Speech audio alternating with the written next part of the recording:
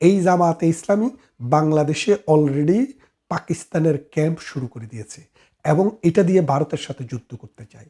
এই যুদ্ধ করতে গেলে ভারতের বর্তমান যে অবস্থা, বাংলাদেশের যে চারপাশ, আসামে, ত্রিপুরায় এবং শিলিগুড়িতে আপনি যা দেখেন, সেখানে ভারত বিশাল সৈন্য সমাবেশ করেছে। ভারত যদি সিদ্ধান্ত নেয় যে তারা সীমানাকে সোজা করে ফেলবে, তাহলে আপনাদের লালমনিরহাট, কুড়িগ্রাম, গ্রেটার রংপুর, দিনাজপুর, কুমিল্লা, চিটাগং, নোয়াখালী ভারত কিন্তু সোজা করে নিয়ে নেবে। আর এটা যদি চলে যায়, বাংলাদেশের 1/3 ভূমি এবং সিলেট সহ 1/3 ভূমি বা 2/3 ভূমি অথবা 1/3 কমের দিকে চলে যাবে ভারতের পেটের ভিতরে। আপনি যুদ্ধ করবেন? যুদ্ধ করেন। প্রিয় সুধী, যে যেখান থেকে দেখছেন, প্রীতি ও শুভেচ্ছা রইল। আসলে বাংলাদেশ নিয়ে কথা বলতে গেলে আজকাল খুব সমস্যাটা হচ্ছে কোন বিষয়টা নিয়ে কথা বলবেন। একদিকে পত্রিকা জ্বালিয়ে দিচ্ছে, মানুষকে জীবন্ত পুড়িয়ে হত্যা করছে, গ্রামে গঞ্জে মানুষকে নির্বিচারে হত্যা করে রেল লাইনের পাশে অথবা ঝোপঝাড়ে টানিয়ে রাখছে আত্মহত্যা বলে। 7 বছরের শিশু পিতামাতার অনুপস্থিতিতে আগুন লাগিয়ে দিয়ে পুড়িয়ে কঙ্কাল করে ফেলছে।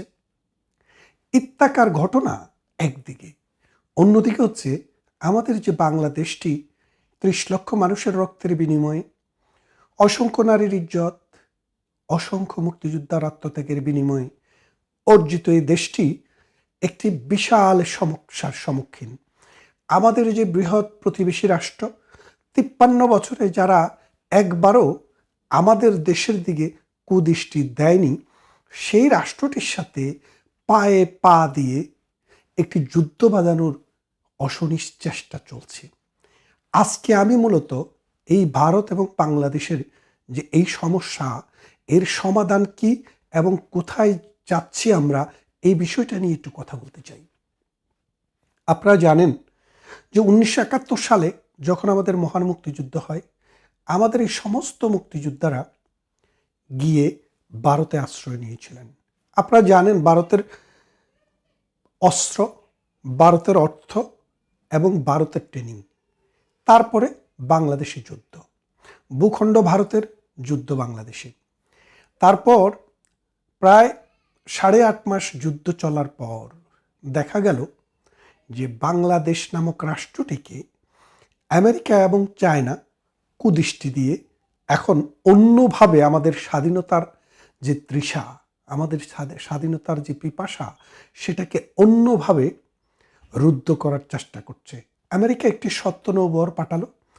আমেরিকার সত্য নৌবহরটি আরব সাগর পর্যন্ত আসলো। আসার পর জাতিসংঘ রেজুলেশন করার চেষ্টা করলো, একমাত্র রাশিয়া সেটাতে ভ্যাটো দিল। তারপর দেখা গেল এখন যদি আমেরিকার সেনাবাহিনী ভারতের বন্দরে বা বাংলাদেশের বন্দরে এসে যদি ঘাঁটি গাড়ে, আর চায়না এবং আমেরিকার শক্তি নিয়ে যদি এই বাংলাদেশের ভূখণ্ডে পাকিস্তান বাহিনী যুদ্ধ শুরু করে, হত্যাযজ্ঞ শুরু করে, তাহলে বাংলাদেশের পক্ষে এই স্বাধীনতা অর্জন করাটা খুব কঠিন হয়ে যাবে। আপনারা জানেন এই বাংলাদেশ স্ট্র্যাটেজিক্যালি একটা গুরুত্বপূর্ণ জায়গায় অবস্থিত। তখন এই ভারত মহাসাগরে আমেরিকার সত্য নৌবহর আসার আগেই ভারত আমাদের প্রতিবেশী রাষ্ট্র একটা ঝুঁকি নিতে চাইলেন। তো ঝুঁকি নিতে গেলে ভারতের ভূখণ্ড ঝুঁকির মধ্যে পড়ে। তখন তারা রাশিয়ার সাথে একটি মৈত্রী চুক্তি করলেন যে যদি ভারত আক্রান্ত হয়, রাশিয়া তাদের পাশে এসে দাঁড়াবে। এই মৈত্রী চুক্তিটা করার পরে এই 6 ডিসেম্বরে এসে ভারতের বাহিনী সরাসরি বাংলাদেশি সেনাবাহিনীর সাথে পাকিস্তানের বিরুদ্ধে অংশগ্রহণ করে। আর এই 10 দিনের ভেতরে বাংলাদেশটিকে একটি স্বাধীন সার্বভৌম রাষ্ট্র তৈরি করে। তার মানে হচ্ছে মূলত বাংলাদেশের সেনাবাহিনী, বাংলাদেশের মুক্তিবাহিনী, বাংলাদেশের জনগণের আন্দোলনটা করেছিল, কিন্তু শেষ মুহূর্তে যখন আন্তর্জাতিক একটা খেলা এখানে শুরু হয়ে যায়, তখন ভারত এই বাংলাদেশের স্বাধীনতাকে ত্বরান্বিত করার জন্য নিজের সেনাবাহিনী বাংলাদেশে পাঠিয়ে দিয়েছিলেন, দিয়ে যুদ্ধ করে এই দেশটি জয়লাভ করেছিলেন। এখন খেয়াল করে দেখেন বাংলাদেশের এই ভূখণ্ডের প্রতি, এই সুজলা সুফলা শস্য শ্যামলা মাটির প্রতি, এদেশের নদী, এদেশের খাল বিল গ্রামগঞ্জের প্রতি যদি ভারতের কোনো লোভ থাকতো, তাহলে 1971 সালের পর ভারত কিন্তু তার সেনাবাহিনী উঠিয়ে নিতেন না। বঙ্গবন্ধু 10 জানুয়ারি 1972 সালে যখন ব্রিটেন হয়ে যখন পাকিস্তানের কারাগার থেকে ফিরে আসেন, তিনি প্রথমে ভারতে এসেছিলেন। ভারতে এসে ইন্দিরা গান্ধীকে বললেন যে 26শে মার্চ আমার স্বাধীনতা দিবস, সেই দিবসের আগে আপনি আপনার সেনাবাহিনী উইথড্র করে নেন। ইন্দিরা গান্ধী কিন্তু সেই কথা মতো 26শে মার্চের আগে বাংলাদেশ থেকে ভারতের সমস্ত সেনাবাহিনীকে তুলে নিয়েছিল। তারপরে আসেন বাংলাদেশ, এই 53 বছরে বাংলাদেশের কোনো একটি গ্রাম, কোনো একটি পাড়া, এক খণ্ড ভূমি ভারত কখনো দখল করে নিয়েছে, এরকম কোনো নজির ইতিহাসে আমরা কখনো শুনিনি। আপনারা দেখেন বাংলাদেশের সাথে ভারতের ইন্দিরা এবং মুজিব একটা চুক্তি হয়েছিল, বেরুবাড়ি, আঙ্গরপোতা, দহগ্রাম, ছিটমহল যে আছে, এই ছিটমহলগুলার বিনিময় করার জন্য, অর্থাৎ ছিটমহলের মানুষের রাজনৈতিক আইডেন্টিটি, পলিটিক্যাল আইডেন্টিটি দেওয়া এবং ছিটমহল সমস্যার সমাধান করার জন্য। কিন্তু ভারতের পার্লামেন্ট সেটি রেকটিফাই হয়নি বঙ্গবন্ধু হত্যার পর। তারপরে মোদী সরকার 2021 বা 22-এ এসে সেটিকে পাশ করিয়ে দিলেন। দেওয়ার পর ভারতের ভেতরে বাংলাদেশের যে পরিমাণ ভূমি রয়েছে এবং বাংলাদেশের ভেতরে ভারতের যে পরিমাণ ভূমি রয়েছে, এটার মধ্যে 1500 হেক্টর ভারত বেশি পায়। ভারতের মোদী সরকার বললেন এই 1500 হেক্টর বাংলাদেশকে দান করে দিলাম। বাংলাদেশকে 1500 হেক্টর দান করে সীমারেখাটি সঠিকভাবে ঠিক করে ভারত সমাধান করে দিল। তার মানে দেখেন, যখনই কোনো সমস্যা বাংলাদেশের সাথে হয়েছে ভারতের, ভারত কিন্তু ছাড় দিয়েছে, বাংলাদেশকে কম দেয়নি। এক দ্বিতীয় আরেকটি ঘটনা দেখেন, বাংলাদেশের যে তালপট্টি নামক যে এরিয়াটি আছে, ওই সীমানা অঞ্চলে ভারত 1947 সাল থেকেই 25,000 স্কোয়ার কিলোমিটার সমুদ্র সীমা তাদের দাবি করে সেটা দখলে রেখেছিল। এই মোদী সরকারের সময়ে 2016 সালে প্রধানমন্ত্রী শেখ হাসিনা মোদী সরকারকে বললেন, দেখেন এটা নিয়ে দুই দেশের মধ্যে একটা মনোযাতনা আছে, একটা কাজ করেন, আমরা থার্ড কান্ট্রিতে একটা আরবিট্রেশন করি। আরবিট্রেটররা যদি বলে আপনারা নিয়ে যান, আর যদি বলে যে না এটা বাংলাদেশের ভূখণ্ডে পড়বে, তাহলে আপনারা ছাড়ে দিবেন। তখন মোদি কিন্তু রাজি হলেন। তারপরে আপনারা জানেন জার্মানিতে এবং নেদারল্যান্ডে দুইটা জায়গায়, একটা বার্মার সাথে আর একটা ইন্ডিয়ার সাথে আমাদের একটা আরবিট্রেশন হলো। সেই আরবিট্রেশনে আরবিট্রেটররা ঘোষণা দিলেন যে 20,500 কিলোমিটার বাংলাদেশ পাবে আর 4,500 কিলোমিটার ভারত পাবে। ভারত সেটা মেনে নিছে। মেনে নিয়ে এই 75 বছর দখলে থাকা সমুদ্র সীমাটি বাংলাদেশকে বুঝিয়ে দিয়েছে। তাহলে আপনারা বোঝেন, ভারত একটি বড় রাষ্ট্র, শুধু অর্থনৈতিকভাবে বড় তা না, সামাজিক, রাজনৈতিক এবং আন্তর্জাতিক যে গুরুত্ব, এই গুরুত্বের দিক থেকে ভারতের সাথে আমাদের যায় না। কিন্তু তারপরেও ভারত আমাদেরকে সহানুভূতি দেখিয়েছে। আমাদের দেশ, আমরা বলি নদীমাতৃক দেশ, নদী যার মাতা। বাংলাদেশের মা হচ্ছে নদী, আর নদীর মা হচ্ছে ভারত। কারণ আমাদের যে 54টি নদী, পদ্মা, মেঘনা, যমুনা, কুশিয়ারা, যত নদী আমাদের রয়েছে, এই সমস্ত নদীর উৎপত্তিস্থল ভারত। দু একটা নদী চায়নায় উৎপত্তি, তাও চায়না থেকে আসতেও ভারত হয়ে এসছে। আর বাকি সব ভারত এবং হিমালয়ে উৎপত্তি হয়েছে, ভারতের ভূখণ্ডের উপর দিয়ে বাংলাদেশে প্রবাহিত হয়েছে। এই বাংলাদেশের মা যে নদী, এই নদীর মালিকানা আমাদের, কিন্তু এই নদীর মা ভারতের। এই ভারত যদি এখন দেখেন, খেয়াল করে দেখেন, ভারতের কিন্তু অর্থনৈতিক সক্ষমতা আগের থেকে অনেক বেড়েছে। পানির ব্যবহার, বহুমাত্রিক ব্যবহার মানুষ এখন শিখে নিয়েছে। ভারত যদি এইসব নদীর পানি প্রত্যাহার করে, বাংলাদেশের পক্ষে কখনো ভারতের সাথে যুদ্ধ করে এইসব নদীর পানি বাংলাদেশে নিয়ে আসা সম্ভব না। কিন্তু ভারত সেটা করছে না। দু একটা নদীতে পারাক্ষাতে বাঁধ দিয়েছে, গঙ্গা নদীতে, তারপরেও কিন্তু এই বাঁধের সাথে আমাদের পানির জন্য হাহাকার ছিল। আমরা অনেককে লং মার্চ করতে দেখেছি, কিন্তু প্রধানমন্ত্রী শেখ হাসিনা লং মার্চ করেনি। বন্ধুত্বের নিদর্শন দেখিয়ে ভারতের সাথে বসে 98 সালে একটি পানি চুক্তি করেছিল, যেই পানি চুক্তিটি শেষ হয়ে যাবে আগামী বছরের সেপ্টেম্বর মাসে, 2026-এর সেপ্টেম্বরে। তাহলে আপনারা বোঝেন যে এই 26শে সেপ্টেম্বরে ভারত যদি এই গঙ্গার পানি চুক্তিটি নবায়ন না করে, তাহলে বাংলাদেশের হার্ডিঞ্জ ব্রিজের নিচ দিয়ে যে আগে এই ট্রাক চলতো, সেই ট্রাক আবার চলতে শুরু করবে। খাদ্য উৎপাদন বিশাল ঘাটতি হবে, রবি শস্য উৎপাদনে বিশাল ঘাটতি হবে। বাংলাদেশ যে খাদ্যের স্বয়ংসম্পূর্ণতা অর্জন করেছিল, সেটা আবার ধূলিসাৎ হয়ে যাবে। তার মানে ভারত আমাদের চারপাশে অবস্থিত একটি দেশ। এই দেশের 3 পাশে, এই দেশের সহযোগিতা ছাড়া এই বাংলাদেশকে 18 কোটি মানুষ নিয়ে তার এই সুজলা সুফলা ভূমির উর্বরতা ধরে রাখা কোনোভাবেই সম্ভব না। এখন বাংলাদেশের যারা ভারতের বিরুদ্ধে জিহাদ করছে, ওই শাউহাদিদের মতো যারা গলা চিল্লাচ্ছে, তারা আসলে কারা? ওরা হচ্ছে 1971 সালে যারা পরাজিত হয়েছে তাদের বংশধর। অর্থাৎ ওরা বাংলাদেশ চায়নি, বাংলাদেশের স্বাধীনতাও চায়নি। 47-এ তারা পাকিস্তান চায়নি, আর 71-এ বাংলাদেশ চায়নি।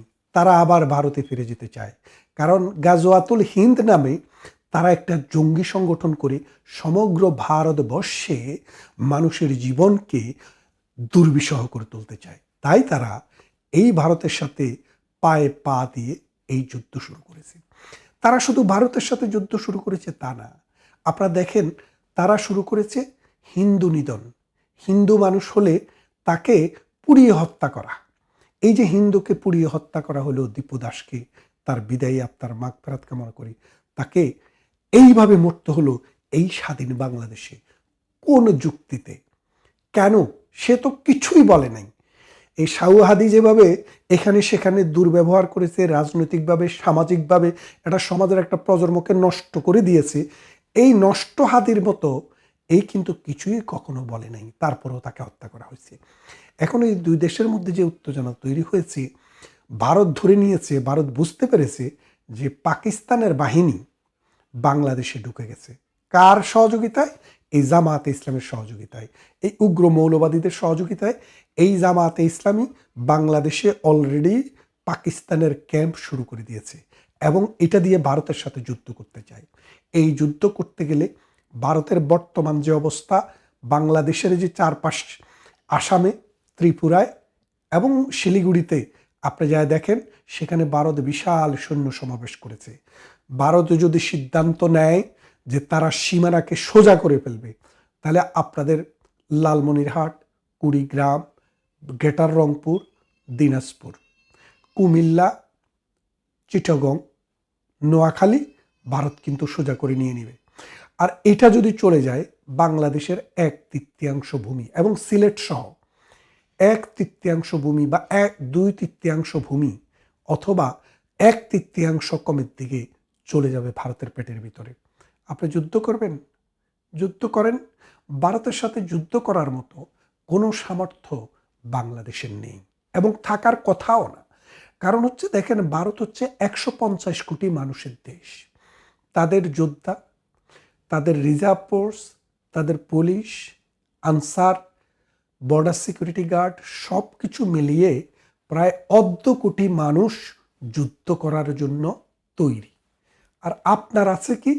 1,80,000 সেনাবাহিনী আর 1,80,000 পুলিশ বাহিনী। এই 3-4 লাখ আনসার মানসার মিলিয়ে আপনি যদি যুদ্ধে যান, ভারতের সেনাবাহিনী যদি বাংলাদেশের 3 দিক থেকে দাঁড়িয়ে দাঁড়িয়ে যদি পেশাব করা শুরু করে, তারপরেই কিন্তু আপনার বাহিনী পেশাবের তলে ডুবে যাবে। তাহলে এখন বুঝতে হবে ভারতের সাথে কি আমাদের সমঝোতা দরকার, ঐক্য দরকার, নাকি যুদ্ধ দরকার?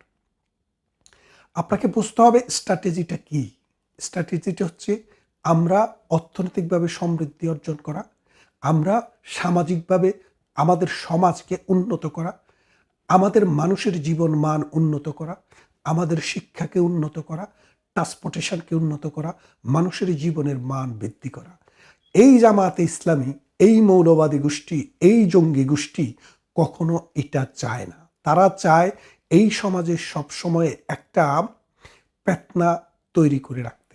আর এই ফিতনার ধারাবাহিকতায় ভারতের সাথে আজকে পায়ে পা দিয়ে যে সংগ্রাম, যে আন্দোলন বাংলাদেশে এই সাউহাদিরা শুরু করেছে, সেটা সমাধান করতে গেলে বাংলাদেশ তার অর্ধেক ভূখণ্ড হারাবে। এই ভূখণ্ড উদ্ধার করার জন্য আমেরিকাও আসবে না, চায়নাও আসবে না, আর জামায়াতের বাপদাদা যারা পাকিস্তানে আছে তারাও আসবে না। আসুন, ভারত একটি মহান জাতি।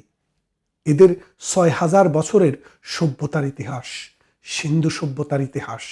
এই ভারতবর্ষের মানুষেরা সভ্য, ভদ্র, ভালো ছিল বলেই আরব থেকে মুসলমানরা এসে ধীরে ধীরে এখানে বসতি স্থাপন করেছে, পরিবার তৈরি করেছে এবং নিজেদের রাষ্ট্রও তৈরি করেছে।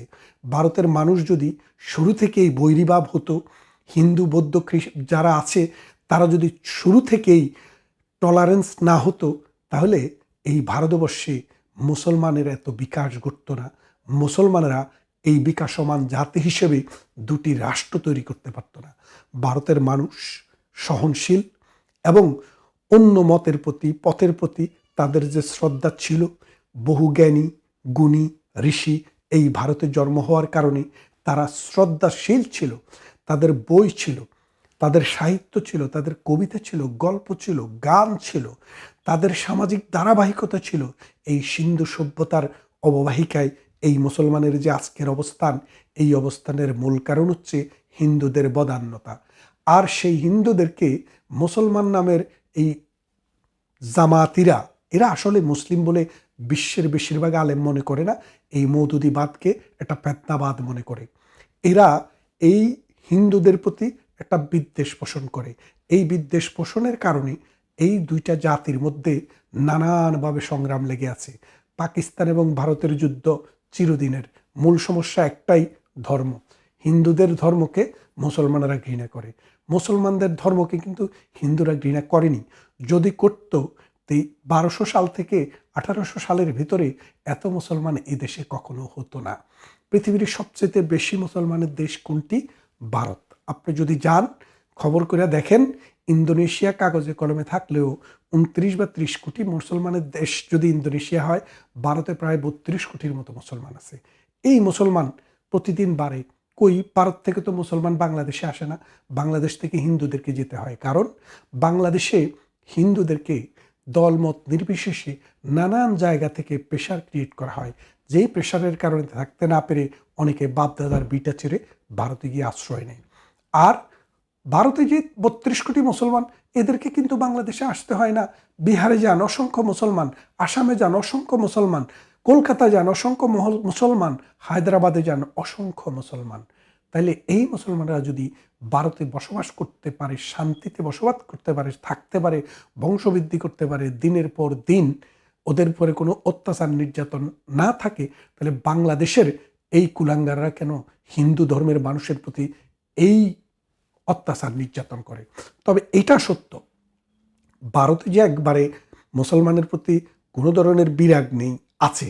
বিরাগ না থাকার কোনো কারণ নেই, আছে। মানুষ যেখানে আছে, কিছু কিছু সমস্যা সেখানে থাকবে। যেই দেশে মুসলমানের শুধু মুসলমানদের, যেমন পাকিস্তানের আরেকটি অঞ্চলের সাথে যুদ্ধ চলছে। এই যে বাংলাদেশের মানুষ বিরাগ হয়েছে কেন? আমরা তো মুসলমান ছিলাম, পাকিস্তানের লোকে বিরাগ হয়েছে না? হয়েছে। এটা থাকতে পারে, কিন্তু বাংলাদেশের জামাতে ইসলামী এবং জঙ্গি অন্যান্য যেসব সংগঠন আছে, তারা ভারত বিরোধিতাকে তাদের একটা আদর্শ হিসেবে নিয়েছে।